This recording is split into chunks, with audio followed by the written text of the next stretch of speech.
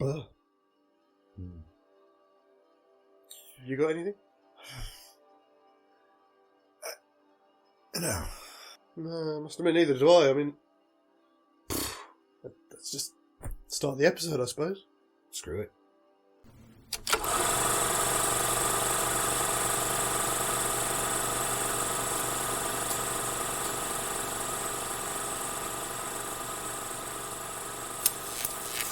Maybe moment.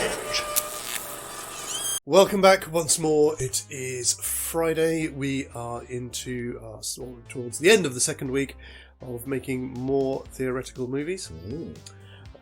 Having lots of fun with two of John Carpenter's classic offerings with They Live and Big Trouble in Little China. If you were here with us on Wednesday, then you'll know we managed to quite easily, or surprisingly easily, navigate our way through Act 1 of Big Trouble. Suspiciously so. Yes, this is where it all falls apart. Hopefully not. But before we get to that, we're going to do a very quick shout out today for some other old friends. Cool. And this is for The Management. The Management, great name. From Newcastle After Dark. Who are a great couple of guys from Pennsylvania, I believe. He is. And they host classic horror films. Stuff that they can get hold of that's, out copyright or things like that. Yes. And as they like to put it in their own words, lost gems in cinema history.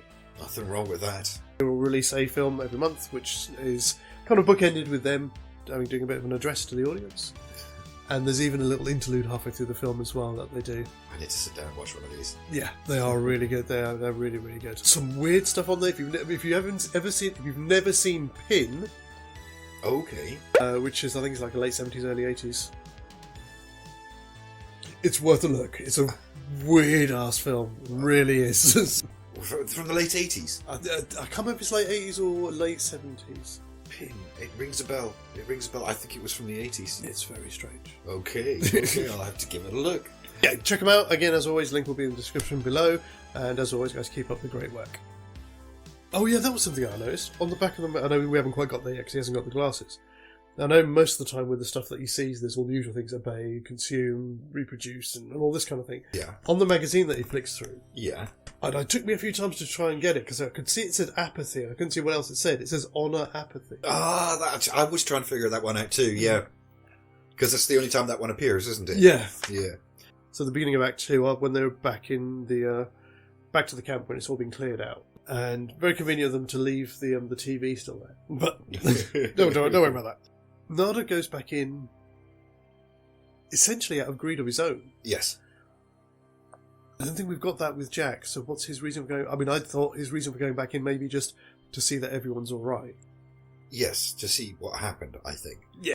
But of course he knows about the cubbyhole. He does, so he would go and have a look there anyway. Yeah, so I think it's curiosity would drive him rather than greed. And we're still happy for that to work the same way that he gets the box. I mean... Maybe he notices, there's a police siren outside or something, and that's what makes him run. Yeah. I'm going to have to go and take care of Flash because he's being a pain.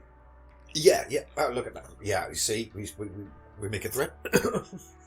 Because, I mean, that's when Nada comes out of the church, there's a police cruiser going by, isn't there? So yes. There are police in the neighbourhood. Yeah. So, takes the box, runs around into the alleyway around the corner, finds what's in there, and goes, okay, well, I'll stick these here for now. Goes for a wander. Tries on the glasses. Mm-hmm. How do you think... For starters, Jack's just going to be more vocal about what he's experiencing. I did wonder if he's going to just stop a passerby and go, how about you? Have you seen this shit? But that's fine, because of course they'd avoid him. He looks like a lunatic. Try my glasses. Yeah. What? Get away from me, man. Yeah, because that was kind of the first time I noticed it, is when he goes into the grocery store. And again, his dialogue there, Nada's dialogue there, it starts to sound a bit Jack Burton. It does a little bit, yeah. But yeah, I think that I like that though. So yeah, you kind of tries to accost a couple of people and they're like, yeah, keep on walking, keep on stepping, pal. Yeah, exactly. Something like that. What did I put here? I don't know, what did you put there? I'm trying to read my writing. My writing is terrible. Oh yes, that long shot of the street. when he's got the glasses with on. all of the signs. Yeah, yeah, and because of the, I don't know if it's, I wouldn't be surprised if it was on purpose, but because of the black and white in it, and with everything going on around it, it has a real metropolis feel to it. Oh, yeah, it does quite. I see what you're saying. Yes, I get what you're saying. Yeah, it does a bit. We're saying that he's still going to duck into the grocery store. Yes. What are we? I mean, obviously we don't have to come up with actually what Jack is going to say, but his reaction to seeing the guy at the bookstore is the first thing. What in the hell happened to you, man? Take a dip in acid this morning? I don't know. I mean, that's the thing. I think straight away is like that. Be like that close up. He'd just be like, and we could have the bookseller kind of shoo him off. Hey, stop messing around with my customers. Yeah. You know, you're going to buy something or not. So we can still allow that Jack gets away from that scene without the alien saying, oh, "I've got one here that can see." "Yep." Mm-hmm. Until we get to the grocery store. And you're real fucking ugly. Yeah, this one. You normal. This one real fucking ugly. And again, you got to hand it to Carpenter again. Just some fantastic lines. Just that. Yeah, I figured it would be something like this. Yeah. So we get to the bit with the cops. Mm-hmm. I mean, I did put down as a question. I mean, it probably wouldn't, but I mean, they kind of offer him a bribe.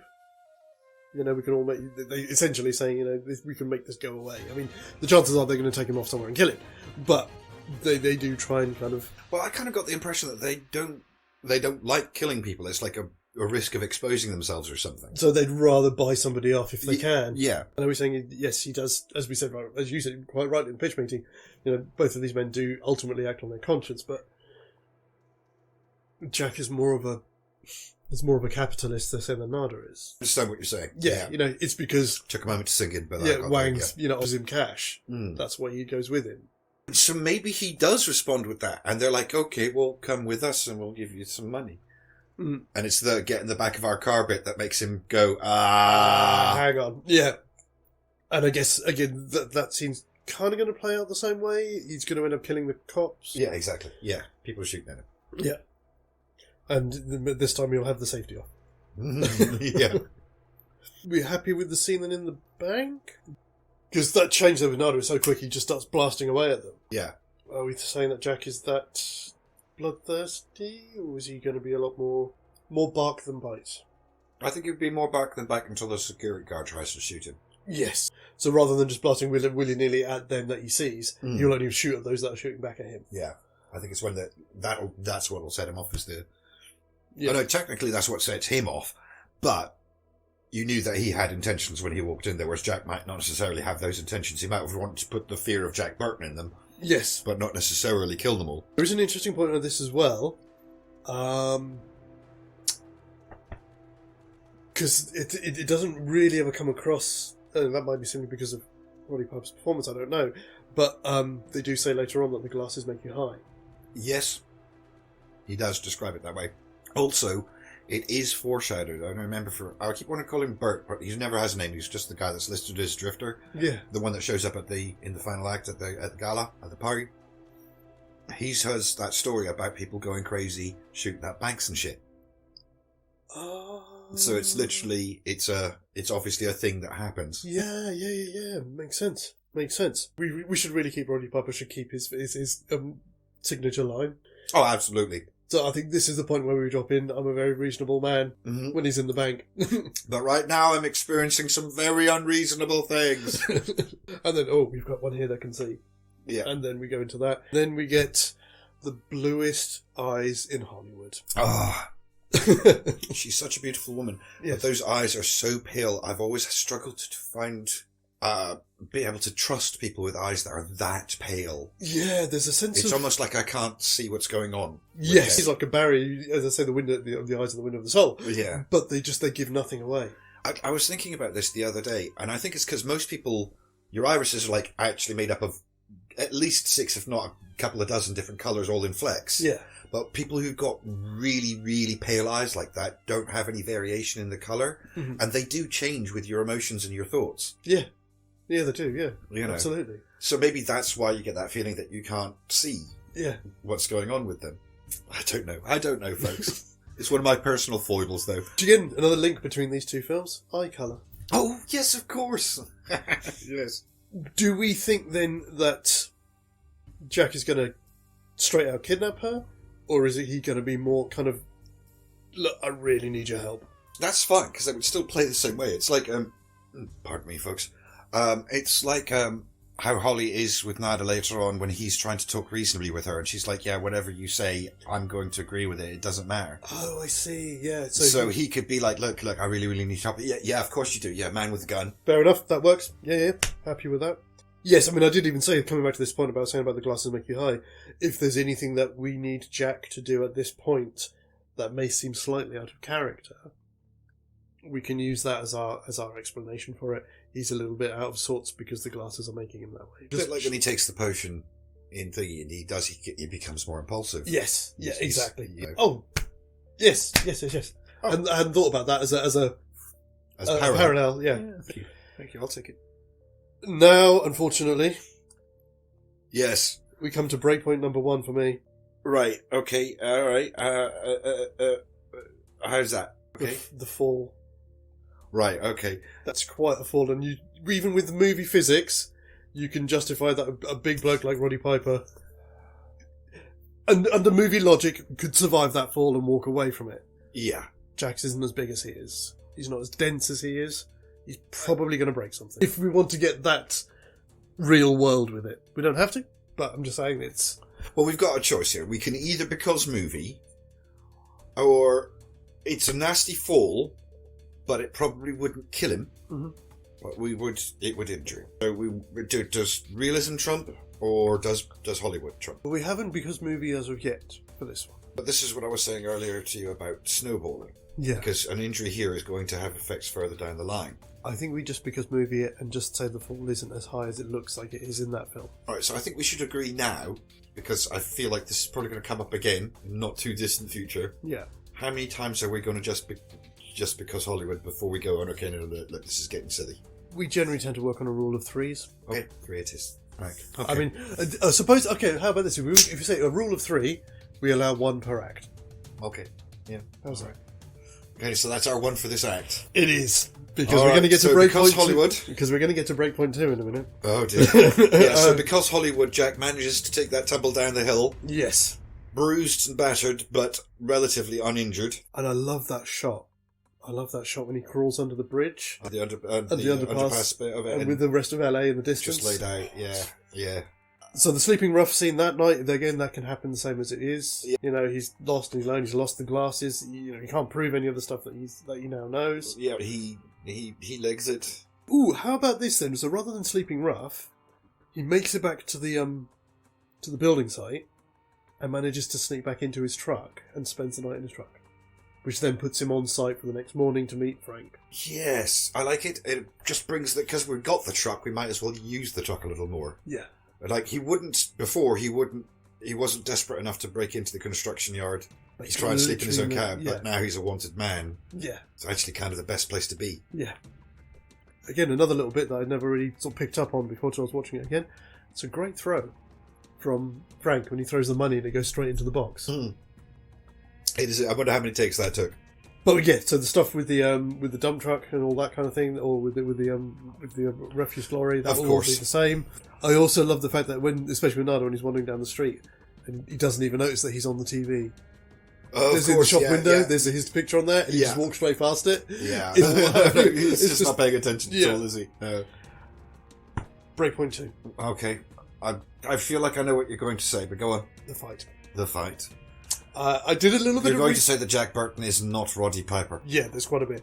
Roddy Piper was 6 foot. Keith David is 6'1". Mm-hmm. Kurt Russell is 5'9".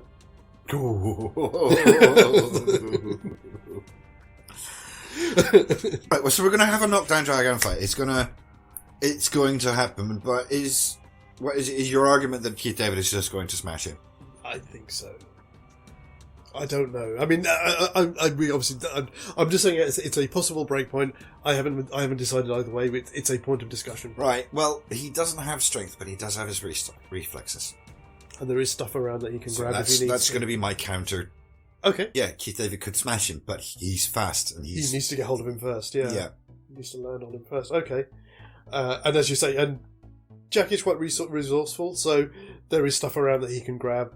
Even if he's not actually trying to hit him with anything, he can like grab like a piece of 2x4, and Keith David ends up punching into that. Try and do things like that to try and keep him off. I mean, I want this to work. I don't want it to break. And I'm loving this so much doing this. So I think, obviously we can't just movie it, but I think that's a reasonable counter argument that, using his resourcefulness, using his agility, he can avoid the most of the blows that would probably knock him straight out. Obviously, he's going to take a beating. Oh, yes. But, but he'll the stuff that would have totaled him, he manages to avoid. Yes. Yeah, I think is the way to go with this. To the point that he can like jump on his back or something and get the glasses on him, a bit like what Roddy Piper does. Like with Thunder. Yes. Yeah, exactly, yeah. It's Thunder, isn't it? The three, because he's Thunder, isn't he? The three stormy guy is Thunder, isn't he? Yeah. Yes, because the other dude's wind and the other one's lightning. Lightning, yes. Yeah. So you can get the glasses on him at the end of the fight, and then that's fantastic. And that's again where we need to be. Oh, close. Oh, close. We had to negotiate it, but we've reached the end of a second act. We have indeed. He's not going to bounce back from this as quickly as Nada does. From his injury. Exactly, yeah. He's going to be he's taking a beating. Yeah, but we are in their flop house. Yeah. With Keith David looking out the window and him telling him, stop looking at that too much because it does a number on you. Yeah, exactly. So there we are. Fantastic. There's something I did notice recently when I was looking this up, because I know obviously in the film they only call him Nada. Yeah. But somewhere when I was looking it up, they gave his name as George. They said George/Nada. So I'm wondering if George is the name of the character. Where did you see that? I saw it online somewhere. Okay. Wondering if George was possibly the name of the character in the original story. No, Nada was the name of the character in the original story. In the short story itself. I saw on some of the extra features. It's a graphic. It's like a 2000 AD. It's one of those kind of short stories. Ah, okay. Oh, cool. Yeah, it's for graphic novel or graphic anthology or something. See, I just thought it was a story because again at the start it says from the short story. And the story is called Nada. I'm confused because this is I think what it was is a graphic novel adaptation of the original short story. I see, and that's what he's adapted. Yeah, that's where it's adapted from. Okay. If you look on the Blu-ray, if you look at the special features, I was going to, yeah. It specifically shows you pictures of the graphic novel. Fantastic. Yeah. I will get round for that. Cool. So, anyway, apart from that slight aside, we are all done then for this week. Hooray! We get to play around with these guys for a bit longer. Woohoo! We're done for the week. We will be back on Wednesday when we're looking to wrap up Big Trouble. I keep wanting to say just call it They Live. I think it's because when I did the mock-up of it, I managed to get the exact font. I noticed. But yes, we will be back next week to discuss that. As always, have a great weekend, have a great start to next week, and we will see you on Wednesday. As always, guys, TTFN. Ba ba ba ba ba ba ba ba ba ba ba ba ba ba.